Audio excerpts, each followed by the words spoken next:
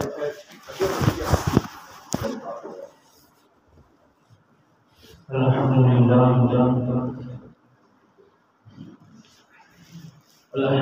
الذی لا مانع لحکمہ ولا ناقض لقضائہ والصلاة والسلام علی سید انبیائہ وسند اولیائہ وعلى أصحابه المعارضين لأعدائه أما بعد فأعوذ بالله من الشيطان الرجيم بسم الله الرحمن الرحيم قال الله تبارك وتعالى في القرآن المجيد والفرقان الحميد وما أرسلناك إلا رحمة للعالمين سبحان اللہ سبحان اللہ. صدق اللہ العظیم وصدق رسولہ النبی الکریم. ان اللہ وملائکتہ یصلون علی النبی یا ایھا الذین آمنوا صلوا علیہ وسلموا تسلیما. مل کر پیار محبت ذوق و شوق کے ساتھ حضور نبی کریم روح الرحیم صلی اللہ علیہ وسلم کی ذات مقدسہ پر درود و سلام کا نذرانہ پیش کریں. الصلاۃ والسلام علیک یا سیدی یا رسول اللہ وعلی آلک واصحابک یا سیدی یا حبیب اللہ. الصلاۃ والسلام علیک یا سیدی یا حبیب اللہ وعلی آلک واصحابک یا سیدی یا نور اللہ. اللہ جل جلالہ وعظم نوالہ وعظم شانہ واتم برہانہ کی حمد و ثنا کے بعد حضور نبی کریم رؤوف الرحیم صلی اللہ تعالی علیہ وآلہ وسلم کی ذات مقدسہ پر درود و سلام کا نذرانہ پیش کیا. اللہ تعالی ہمارا درود و سلام پڑھنا اور سننا اپنی بارگاہ میں قبول و منظور فرمائے، ہمارے لیے ذریعہ نجات بنائے. حضرات محترم، آج میری خوش قسمتی ہے یہ پرانا کوٹھا گاؤں کی جامع مسجد کے اندر آپ کے سامنے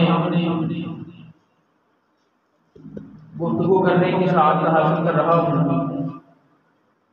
تو یہ حضرت علامہ مولانا قاری عبدالمجید نقشبندی صاحب اور ان کے صاحبزادے حضرت علامہ مولانا حافظ محمد ارسلان اتاری صاحب ہم اکٹھے پڑھتے بھی رہے ہیں، اور اسی طرح مقام محمد الماس بٹ صاحب ان کی سب ہیں جو مجھے حضور سے یہاں پہنچ لائی ہیں.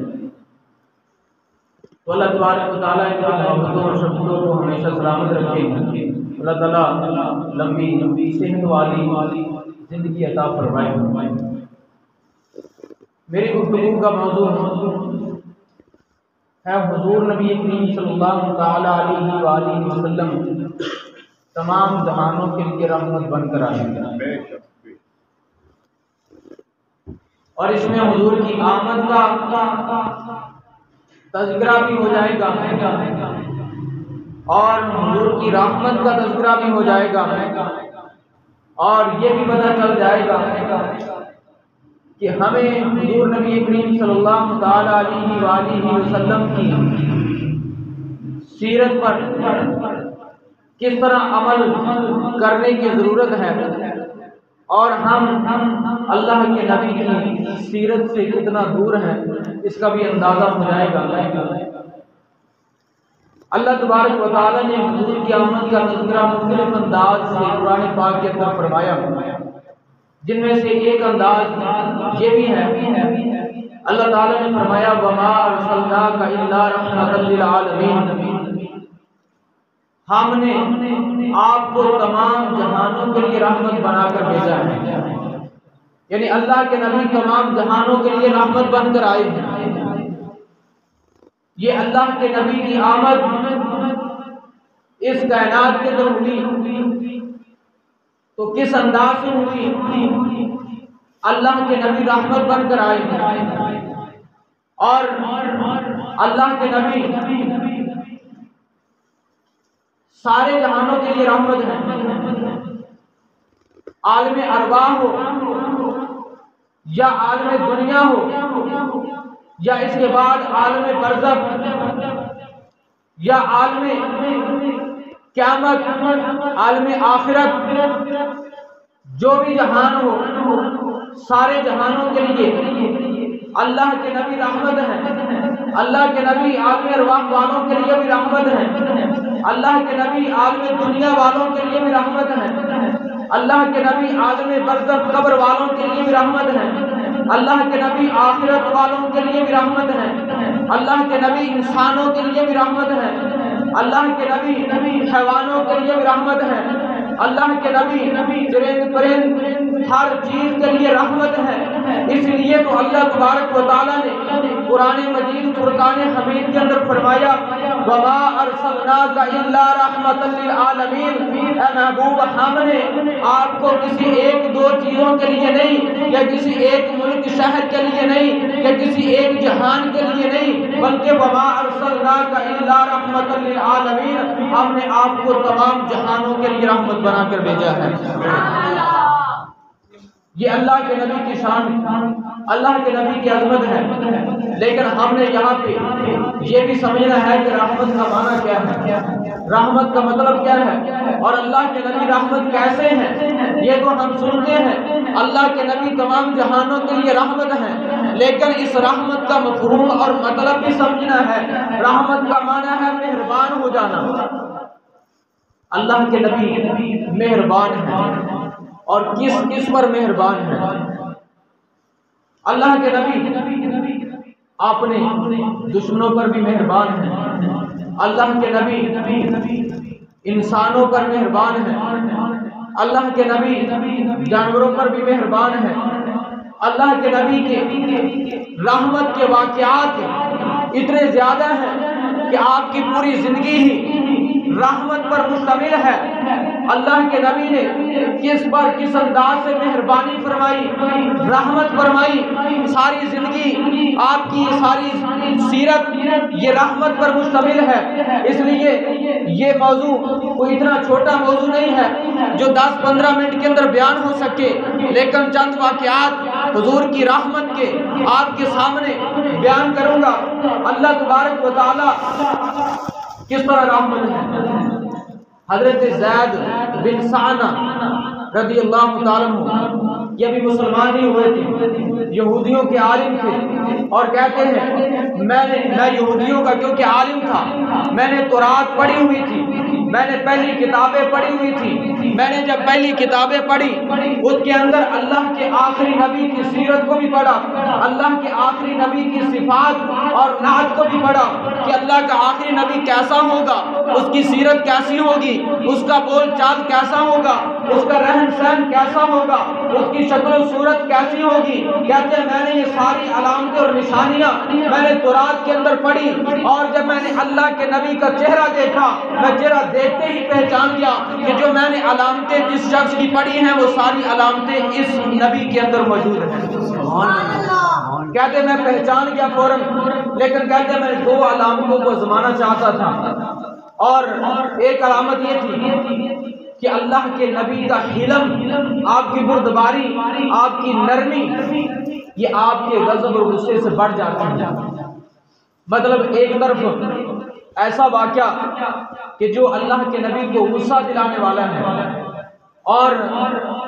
اسی پر غصے کا اظہار کرنے کی بجائے اللہ کے نبی وہاں پر اپنی نرمی کا اظہار کرتے ہیں، اپنے حلم کا اظہار کرتے ہیں۔ اور دوسری علامت فرمایا کہ اگر تو اللہ کے نبی کے ساتھ کوئی جہالت والا سلوک کرتا ہے تو اللہ کے نبی اس کو جواب نہیں دیتے، اسے انتقام نہیں لیتے، بدلہ نہیں لیتے، بلکہ اللہ کے نبی اس پر اس کی جہالت سے زیادہ مہربان ہو جاتے ہیں۔ کہتے ہیں یہ 2 علامتیں میں آزمانا چاہتا تھا اور موقع کی تلاش میں تھا۔ آخر ایک مرتبہ موقع بنا، ایک دیہاتی شخص اللہ کے نبی کی بارگاہ کے اندر آیا اور آ کر کہنے لگا میں فلاں گاؤں سے آیا ہوں، فلاں دیہات سے آیا ہوں، اور میں نے اپنے قبیلے والوں کو یہ کہہ کر مسلمان کیا ہے کہ تم مسلمان ہو جاؤ، تمہارے رزق کے اندر برکت ہو جائے گی، تمہارا رزق بڑھ جائے گا۔ اور وہ سارے متاثر ہو کر مسلمان ہو گئے، لیکن اب اس گاؤں دیہات کے اندر یہ صورتحال بن چکی ہے کہ قحط آ چکا ہے اور لوگ وہاں پہ کھانے پینے کے لیے محتاج ہیں، کوئی چیز نہیں ملتی، اور اب مجھے یہ خطرہ ہے کہ کہیں وہ مرتد نہ ہو جائے، دوبارہ کافر نہ ہو جائے، اس لیے اے اللہ کے نبی آپ مجھے کچھ عطا کریں، میں جا کر ان لوگوں کو دے دوں تاکہ وہ یہ لے کر ان کا حوصلہ بڑھ جائے اور وہ اسلام سے دور نہ ہو۔ اللہ کے نبی نے حضرت مولا علی کی طرف دیکھا، حضرت مولا علی نے عرض کی یا رسول اللہ کوئی چیز موجود نہیں ہے، اللہ کے نبی کے در پر آیا تو خالی کیسے جا سکتا ہے؟ اور ادھر یہ یہودی زید کہتے میں اس وقت ابھی مسلمان نہیں ہوا تھا، کہتے میں نے دیکھا کہ اللہ کے نبی کو اس وقت اس دیہاتی کو دینے کے لیے کسی چیز کی ضرورت ہے، پیسوں کی ضرورت ہے، اللہ کے نبی کے پاس آ جاتا ہے، آ کر کہتا ہے آپ مجھ سے سونا لے لیں اور اس کے بدلے مجھے کھجوریں دے دیں، اگر ابھی آپ کے پاس کھجوریں نہیں ہیں تو آپ بعد میں مجھے ٹائم بتا کے اتنے دنوں بعد آپ دیں گے، اتنے دنوں بعد میں آ جاؤں گا، کھجوریں لے جاؤں گا، سونا آپ مجھ سے ابھی لے لیں۔ کہتے میں نے 80 مسکال سونا اللہ کے محبوب کی بارگاہ میں پیش کر دیا اور اللہ کے محبوب نے وہ سونا اس دیہاتی کو دیا اور فرمایا کہ جاؤ جا کر اپنے قبیلے والوں میں بانٹ دو۔ سبحان اللہ۔ تو یہ اللہ کے نبی کا در ہے، اس لیے تو اعلیٰ حضرت امام احمد رضا خان فاضل بریلوی شریف آپ فرماتے ہیں کہ اس نبی کے در پر جو آتا ہے اور مانگتا ہے تو پھر اس کو لا نہ کا جواب مل جائے، ایسا تو ہو ہی نہیں سکتا۔ وَأَمَّا السَّائِلَ فَلَا تَنْهَرْ، اللہ نے بھی فرمایا کہ محبوب سائل کو کبھی بھی جھڑکنا مت، کبھی لا مت کہنا، اس لیے اعلیٰ حضرت فرماتے ہیں واہ کیا جود و کرم ہے شہ بطحا تیرا، نہیں سنتا ہی نہیں مانگنے والا تیرا۔ نہیں کا لفظ تو یہاں سے کوئی مانگنے والا سنتا ہی نہیں کہ میرے پاس نہیں ہے، تو میں واہ کیا جود و کرم ہے شہ بطحا تیرا، نہیں سنتا ہی نہیں مانگنے والا تیرا، دارے چلتے ہیں عطا کے وہ ہے قطرہ تیرا، تارے کھلتے ہیں سخا کے وہ ہے ذرہ تیرا، میں تو مالک ہی کہوں گا کہ وہ مالک حبیب یعنی محبوب و محب میں نہیں میرا تیرا۔ اللہ کے نبی نے اس کو خالی واپس نہیں کیا اور وہ چلا گیا۔ ادھر جب زید کہتے ہیں جب مدت قریب ہونے کو آئی میں اللہ کے نبی کے پاس گیا اور میں نے اللہ کے نبی کا دامن پکڑ کر بڑی سختی کے ساتھ کہا کہ آپ مجھے میرا حق کیوں نہیں دیتے، اور ساتھ یہ بھی کہا کہ آپ آل عبد المطلب ہیں اور آل عبد المطلب اسی طرح حق دینے میں ٹال مٹول کرتے ہیں۔ بات بھی اس نے غصے والی کی اور انداز بھی اس کا غصے والا تھا، سختی والا انداز تھا۔ اللہ کے نبی کہ صحابی حضرت عمر رضی اللہ تعالیٰ عنہ دیکھ رہے تھے، ان کو جلال آ گیا، ادھر حضرت عمر کو جلال آیا۔ یہ کیسے ہو سکتا تھا کہ اللہ کے نبی کے ساتھ کوئی ایسا رویہ اختیار کرے اور اللہ کے نبی کا غلام صحابی رسول اور وہ بھی حضرت عمر فاروق وہ اس کو برداشت کریں، ایسا نہیں ہو سکتا تھا۔ لیکن اللہ کے نبی کی بارگاہ میں صحابی اللہ کے نبی کی بارگاہ کا ادب کرتے ہیں اور اللہ کے نبی کی طرف دیکھتے ہیں تو اللہ کے نبی مسکرا رہے ہوتے ہیں، انداز سختی والا اپنایا گیا لیکن اللہ کے نبی مسکرا رہے ہیں۔ تو حضرت عمر رضی اللہ تعالی عنہ آپ ٹھہر گئے، رک گئے اور اللہ کے نبی نے حضرت عمر کو بلایا اور فرمایا کہ عمر جاؤ اس کا حق اس کو دے دو، اور صرف اس کا حق ہی نہیں بلکہ 20 سا کھجوریں اس کو زیادہ دے دو، اور ایک سا تقریباً 4.5 کلو کا بنتا ہے، تو 20 سا کہ 2-2.5 من کھجوریں اس کو زیادہ دے دو، اس کا حق بھی اس کو دو اور اس سے زیادہ اس کو دے دو۔ حضرت عمر اس کو لے کر چلے گئے، راستے میں وہ شخص کہنے لگا زید بن ثانہ کہنے لگے کہ عمر جانتے ہو میں کون ہوں؟ کہا کون ہوں؟ کہا کہ میں زید بن ثانہ ہوں۔ حضرت عمر نے کہا کہ وہی جو یہودیوں کا عالم ہے؟ کہا کہ ہاں۔ تو میں تم نے اللہ کے نبی کے ساتھ ایسی حرکت کیوں کی؟ تو کہنے لگا کہ میں نے کسی اور مقصد کے لیے نہیں کی، میں ساری علامتیں میں جو قرآن کے اندر پہلی کتابوں میں پڑھی تھی وہ میں نے حضور کا چہرہ دیکھتے ہی پہچان لی، لیکن یہ دو علامتیں میں جاننا چاہتا تھا، آزمانا چاہتا تھا کہ اللہ کا نبی کا حلم جو ہے آپ کے غضب اور غصے سے بڑھ جاتا ہے، اور اللہ کے نبی کے ساتھ کوئی جہالت والا سلوک کرتا ہے تو اللہ کے نبی کی رحمت اور شفقت اس کی جہالت سے بھی بڑھ جاتی ہے۔ یہ اللہ کے آخری نبی کی علامت اور نشانی ہے۔ اور اس وقت میں نے جب اللہ کے نبی کے ساتھ یہ ایسا رویہ اختیار کیا تو اللہ کے نبی مسکرا رہے تھے، اور پھر انہوں نے مجھ پر غصہ کرنے کی بجائے میرا حق بھی مجھے دینے کا بولا، اور ساتھ یہ بھی فرمایا کہ اس کو اس سے زیادہ دے دو۔ یعنی اللہ کے نبی اتنے مہربان ہیں کہ ان کے ساتھ سختی کرنے والا اس پر بھی اللہ کے نبی مہربان ہو جاتے ہیں، اور حضرت عمر سے کہتے ہیں کہ عمر میں آپ کو گواہ بنا کر کہتا ہوں کہ میں نے یہ علامتیں بھی آزما لی ہیں، اور یہ اللہ کے نبی کے اندر یہ علامتیں موجود ہیں، اور میں آج آپ کے سامنے کلمہ پڑھ کر مسلمان ہوتا ہوں، اور آپ کو یہ بھی گواہ بناتا ہوں کہ میں بڑا مالدار ہوں، اور میں اپنا آدھا مال اسلام کے لیے وقف کرتا ہوں۔ اور پھر حضور کی بارگاہ میں آ کر کلمہ پڑھ کے مسلمان ہو گیا۔ تو اللہ کے نبی اپنے دشمنوں پر کیسے مہربانی کرتے تھے۔ ایک مرتبہ آپ آرام فرما رہے تھے درخت کے نیچے، ایک شخص آیا، کافر تھا، دشمن تھا، اس نے دیکھا کہ اللہ کے نبی سو رہے ہیں، اس نے تلوار پڑی، دیکھی، ہاتھ میں پکڑ کر جب سامنے کھڑا ہوا اللہ کے نبی بیدار ہو گئے، اور اللہ کے نبی نے سے کہنے لگا کہ آج آپ کو مجھ سے کون بچائے گا؟ اللہ کے نبی نے فرمایا کہ میرا اللہ مجھے بچائے گا۔ اتنا فرمانا تھا، اس کے ہاتھ کانپنے لگ گئے اور اس کے ہاتھ سے تلوار گر گئی، اور اللہ کے نبی نے وہ تلوار اٹھائی اور اس کے سامنے کر کے فرمایا کہ بتاؤ اب تمہیں مجھ سے کون بچائے گا؟ تو یقیناً اس نے کہا کہ اے اللہ کے نبی آپ کو معاف کرنے والے ہیں، آپ تو مہربان ہیں، آپ کی رحمت بچا لے گی۔ اللہ کے نبی نے اس کو معاف کر دیا، اور اللہ کے نبی نے اس پر مہربانی فرمائی۔ یہ اللہ کے نبی کی مہربانی ہے، اور آپ امت پر اور اپنے دشمنوں پر اور دیگر لوگوں پر کیسے مہربانی کرتے ہیں۔ اپنا تو اپنا ہوتا ہے، اللہ کے نبی تو بیگانوں پر بھی مہربان ہو جاتے ہیں۔ اللہ کے نبی کی یہ شان اور عظمت ہے۔ اور سنو، جنہوں نے اللہ کے نبی کے ساتھ ظلم کیے تھے، اللہ کے نبی نے 40 سال کی عمر میں آپ نے نبوت کا اعلان کیا،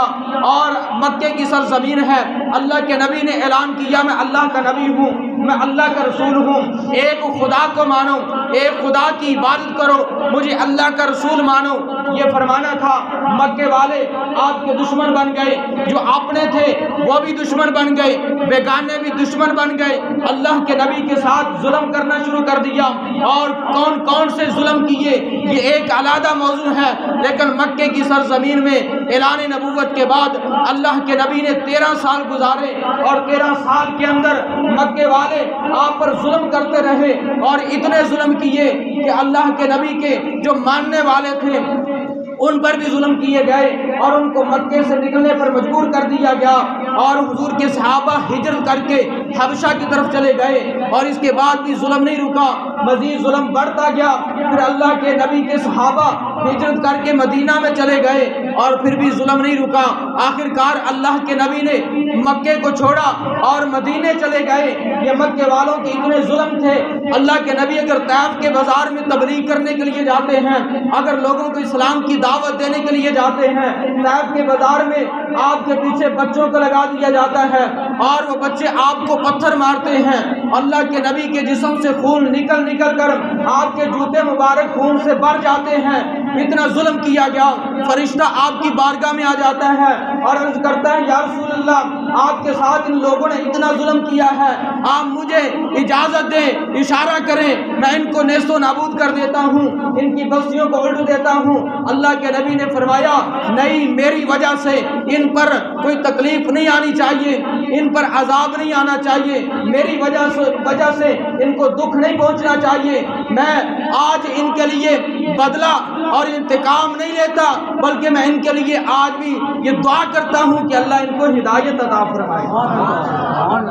اللہ ان کو ہدایت عطا فرمائے۔ اللہ کے نبی نے پھر بھی دعائیں کی اور اللہ کے نبی نے اس طرح اپنے دشمنوں پر مہربانی کی، اور اللہ کے نبی کی مہربانی کے واقعات اگر بیان کرتے رہیں ختم نہیں ہوتے۔ جنگ احد میں اللہ کے نبی کا دانت شہید کیا گیا، اور اللہ کے نبی نے اپنا وہ خون جو گر رہا تھا اپنے ہاتھوں پہ لیا، زمین پہ گرنے نہیں دیا، اور یہ فرمایا کہ اگر یہ خون زمین پر گر جاتا تو کہیں اللہ کا عذاب اس قوم پر نہ آ جاتا، اس لیے میں نے اپنا خون زمین پر گرنے نہیں دیا، میں نے ہاتھوں پر اس کو خشک کیا ہے۔ اور فرمایا کہ میں ان کے لیے دعا کرتا ہوں، اللہ تبارک و تعالیٰ کی بارگاہ میں دعا کی کہ مولا میری قوم کو پتہ نہیں تھا اور انہوں نے انجانے میں میرے ساتھ ایسا سلوک کیا ہے، اے میرے اللہ ان کو معاف فرما دے۔ تو یہ اللہ کے نبی اپنے دشمنوں پر مہربانی کر رہے ہیں اور آخر میں نتیجہ نکالنا ہے، لیکن اس سے پہلے ایک نقطہ یہ سن لیں کہ اللہ کے نبی جس پر مہربانی کرتے ہیں پھر اللہ بھی اس پر مہربان ہو جاتا ہے۔ اور یہ میں اپنے پاس سے نہیں کہہ رہا، قرآن گواہ ہے، اللہ کے نبی جس پر مہربان ہوتے ہیں اللہ بھی اس پر مہربان ہو جاتا ہے۔ اللہ کے نبی نے جس پر مہربانی کی اللہ اس پر مہربان ہوا، اس کو اسلام کی دولت سے نواز دیا، اور جس پر اللہ کے نبی نے مہربانی نہیں کی پھر اس کو اسلام کی توفیق بھی نہیں ملی، ایمان کی دولت بھی نہیں ملی۔ اور اللہ کا نبی جس پر مہربان ہوتا ہے، اس لیے اللہ نے قرآن کے اندر فرمایا وَلَوْ أَنَّهُمْ إِذْ ظَلَمُوا أَنفُسَهُمْ جَاءُوكَ فَاسْتَغْفَرُوا اللَّهَ وَاسْتَغْفَرَ لَهُمُ الرَّسُولُ لَوَجَدُوا اللَّهَ تَوَّابًا رَحِيمًا۔ اللہ نے فرمایا اگر کوئی اپنی جانوں پہ ظلم کر لے، اگر کوئی گناہ کر لے، اگر کوئی غلطی کر لے، پھر وہ کیا کرے؟ جاؤ اے محبوب تیری بارگاہ میں آ جائے، اور تیری بارگاہ میں آ کے کیا کرنا ہے؟ اللہ کے محبوب کو سفارشی بنائے، اے اللہ کے محبوب رب کی بارگاہ میں میرے لیے سفارش کر دو، میری غلطی ہو گئی ہے، مجھ سے غلطی ہوئی ہے، اللہ میری اس غلطی کو معاف کر دے، آپ رب کی بارگاہ میں سفارش کر دو۔ اللہ نے فرمایا اگر میرے محبوب نے اس کی سفارش کر دی، اگر میرا محبوب اس پر مہربان ہو گیا تو لَوَجَدُوا اللَّهَ تَوَّابًا رَحِيمًا، اللہ نے فرمایا پھر میں بھی مہربان ہو جاؤں گا۔ اللہ کا نبی مہربان ہوتا ہے تو رب بھی مہربان ہو جاتا ہے۔ اس لیے تو حدیثوں میں آتا ہے جب قیامت کا دن ہوگا، قیامت کا دن ہوگا اور حساب و کتاب شروع نہیں ہو رہا ہوگا، اور وہ دن بڑا سخت ہوگا، 1.25 میل پہ سورج ہوگا، اور سورج کی گرمی اور تپش کی وجہ سے لوگ جل رہے ہوں گے اور ان کے پسینے نکل رہے ہوں گے اور وہ اپنے ہی پسینوں کے اندر ڈوب رہے ہوں گے، اور اتنا سخت دن ہوگا کہ اس وقت ابھی حساب و کتاب میں دیر ہو رہی ہوگی۔ سارے لوگ اکٹھے ہو کر، ساری امتیں اکٹھی ہو کر حضرت آدم علیہ السلام کے پاس جائیں گی، ان سے جا کر کہیں گی اے آدم علیہ السلام آپ اللہ کے نبی ہیں اور پوری انسانیت کے آپ باپ ہیں، آج آپ رب کی بارگاہ میں آپ التجا کریں، دعا کریں، سفارش کریں، اللہ ہمارا حساب و کتاب شروع کر دے۔ اور اس وقت آدم علیہ السلام بھی انکار کر دیں گے اور فرمائیں گے آج اللہ تبارک و تعالیٰ بڑے غضب کے اندر ہے، آج جباری اور قہاری والی صفت کا رب نے اظہار فرمایا ہے، آج میں رب کی بارگاہ میں تمہارے لیے التجا نہیں کر سکتا۔ آدم علیہ السلام کے دروازے سے یہ لوگ خالی ہاتھ آئیں گے اور وہ ان کو حضرت نوح علیہ السلام کے پاس بھیجیں گے، نوح علیہ السلام کے پاس آئیں گے، وہ بھی کہیں گے آج میں تمہاری مدد نہیں کر سکتا، اللہ تبارک و تعالیٰ بڑے غضب کے اندر ہے، آج تم میرے علاوہ کسی اور کے پاس چلے جاؤ۔ موسیٰ علیہ السلام کے پاس آئیں گے، حضرت ابراہیم علیہ السلام کے پاس آئیں گے، حضرت یوسف علیہ السلام کے پاس آئیں گے، حضرت عیسیٰ علیہ السلام کے پاس آئیں گے، سارے نبیوں کے پاس یہ لوگ قیامت والے دن اکٹھے ہو کر آئیں گے، لیکن کسی بھی جگہ سے جب ان کی فریاد رسی نہیں ہوگی اس وقت حضرت عیسیٰ علیہ السلام ان کو اللہ کے آخری نبی کی بارگاہ میں بھیج دیں گے، اللہ کے نبی کے پاس آئیں گے، اور اللہ کے نبی یہ نہیں فرمائیں گے یہ تو دنیا ہے کہ دنیا کے اندر بھی کوئی خالی نہیں جاتا، اللہ کے نبی کی بارگاہ میں قیامت والے دن کو آئے گا تو اس وقت بھی خالی نہیں جائے گا۔ اللہ کے نبی کی بارگاہ میں آئیں گے تو اللہ کے نبی فرمائیں گے کہ آج میں تمہارے لیے رب کی بارگاہ میں سفارش کرتا ہوں۔ اللہ کے محبوب اپنا امامہ اتار دیں گے اور رنگے سر آپ سجدہ ریز ہو جائیں گے اللہ کے عرش کے نیچے، اور اللہ فرمائے گا کہ اے محبوب اپنا سر اٹھاؤ، کیا چاہتے ہو جو تم مانگو گے میں عطا کر دوں گا۔ اللہ کے محبوب عرض کریں گے مولا ان کا حساب و کتاب شروع کیا جائے۔ اللہ فرمائے گا اے محبوب تو ان پر مہربان ہو گیا ہے تو اب میں بھی ان پر مہربان ہو جاتا ہوں۔ اور پھر جس کی شفاعت حضور فرمائیں گے اللہ تبارک و تعالیٰ اس کو جنت میں داخل فرما دے گا۔ کیوں؟ اس لیے کہ اللہ کے محبوب مہربان ہوئے ہیں، تو جس پر اللہ کے محبوب مہربانی کر دیں گے پھر اس پر رب بھی مہربان ہو جائے گا۔ اس لیے دنیا کے اندر ہم اللہ کے نبی کو راضی کر لیں، اللہ کے نبی کی بارگاہ میں آ جائیں، اللہ کے نبی کی سیرت کو اپنا لیں۔ آج صرف اتنا کہنا چاہتا ہوں، ہم سارے مانتے ہیں، سارے سنتے ہیں اللہ کے نبی رحمت ہیں، وہ مہربان ہیں، وہ دشمنوں پر بھی مہربانی کرتے ہیں، وہ اپنوں پر بھی مہربانی کرتے ہیں، لیکن میں اتنا کہنا چاہوں گا آج ہمارے ملک کے اندر فسادات ہو رہے ہیں، ہمارے گھروں سے لڑائی جھگڑے شروع ہوتے ہیں اور ملک کی سطح پر جا کر بھی ختم نہیں ہوتے۔ یہ لڑائی جھگڑے گھروں کے اندر موجود ہیں۔ آج ہم ایک دوسرے پر مہربان کیوں نہیں ہیں؟ آج بھائی کے لیے مہربان نہیں ہوتا، آج بھائی بہنوں کے لیے مہربان نہیں ہوتا، آج رشتہ داروں کے لیے مہربان نہیں ہوتا، اور آج گھروں کے اندر فسادات ہیں۔ آخر ہم کس نبی کے ماننے والے ہیں؟ وہ نبی جو اپنے دشمن پر مہربان ہو جاتے تھے، لیکن ہم اس نبی کے ماننے والے آج اپنے ہی خون پر مہربان نہیں ہوتے، اپنے رشتہ دار پر مہربان نہیں ہوتے، اپنے بہن بھائیوں پر مہربان نہیں ہوتے۔ آج یہ دشمنی بہن بھائیوں کے اندر یہ بڑھتی جا رہی ہے، گھروں کے اندر فسادات ہو رہے ہیں۔ وہ اللہ کے نبی تو دشمنوں پر بھی مہربان تھے، آج ہم اپنے خامد اپنی بیوی کے لیے مہربان نہیں اور بیوی اپنے خامد کے لیے مہربان نہیں۔ آخر ہم اس نبی کی سیرت کو کب اپنائیں گے؟ آج مسلمانوں کو مسلمان کاٹ رہے ہیں، ذبح کر رہے ہیں، قتل کر رہے ہیں، اور ایک پارٹی دوسری پارٹی کے خلاف اور ایک بندہ دوسرے بندے کے خلاف، اور ہر وقت ہمارا دن و رات اسی میں گزرتا ہے کہ ہم نے آج اس کے خلاف یہ کرنا ہے، آج ہم نے اس کے خلاف یہ کرنا ہے، ایک دوسرے کے خلاف سازشیں کرنے میں لگے ہوئے ہیں۔ اللہ کے نبی نے یہ تو نہیں سکھایا ہم کیسے مسلمان ہیں؟ ہم اپنے آپ کو بڑا اعلیٰ اور عمدہ مسلمان سمجھتے ہیں، لیکن اللہ کے نبی کی ایک سیرت رحمت والی سیرت کیا ہمارے گھروں کے اندر اس کی جھلک نظر آتی ہے؟ کیا ہمارے ملک میں اس کی جھلک نظر آتی ہے؟ کیا ہمارے دفتروں میں اس کی جھلک نظر آتی ہے؟ کیا ہمارے ماتحت جو ہیں ہم ان کے ساتھ رحمت والا سلوک کرتے ہیں یا ہم ان کے ساتھ ایک دشمن والا سلوک کرتے ہیں؟ آخر ہمارے اندر یہ دشمنیاں کب ختم ہوں گی؟ اللہ کے نبی کی سیرت کو ہم کب اپنائیں گے اور کب ہم مسلمان بنیں گے؟ اپنے آپ کو مسلمان کہنا آسان ہے، لیکن اللہ کے نبی کی سیرت کو اپنا کر مسلمان بننا یہ بڑا مشکل ہے۔ اس لیے دعویٰ مسلمان کا ہونے کا کریں اور ساتھ مسلمان بن کے دکھائیں اور آپس میں اتفاق اتحاد پیار محبت کے ساتھ رہیں۔ یہی اللہ کے نبی نے اپنے دشمنوں پر رحمت کر کے یہی ہمیں درس دیا کہ آپس کے اندر اختلافات کو ختم کر کے آپس میں ایک دوسرے کے لیے مہربان ہو جائے۔ اللہ ہمیں حضور نبی کریم صلی اللہ علیہ وسلم کی سیرت اپنانے کی توفیق عطا فرمائے، آمین بجاہ نبی الامین۔ اس لیے جو حضور کے ماننے والے ہیں، حضور کے غلام ہیں، ان کے بارے میں رب نے قرآن کے اندر فرمایا یہ آپس کے اندر مہربان ہیں اور کافروں کے لیے یہ سخت ہیں۔ تو یہ صفت مسلمانوں کے اندر آج مسلمانوں کے اندر یہ موجود نہیں۔ مسلمان اب مسلمانوں کے لیے تو سخت ہے، کافروں کے لیے نرم ہے، لیکن رب نے مومنوں کی صفت بیان فرمائی آپس میں یہ نرم دل ہیں اور کافروں کے لیے سخت ہیں۔ اللہ تعالی ہمیں عمل کی توفیق عطا فرمائے، آمین بجاہ نبی الامین۔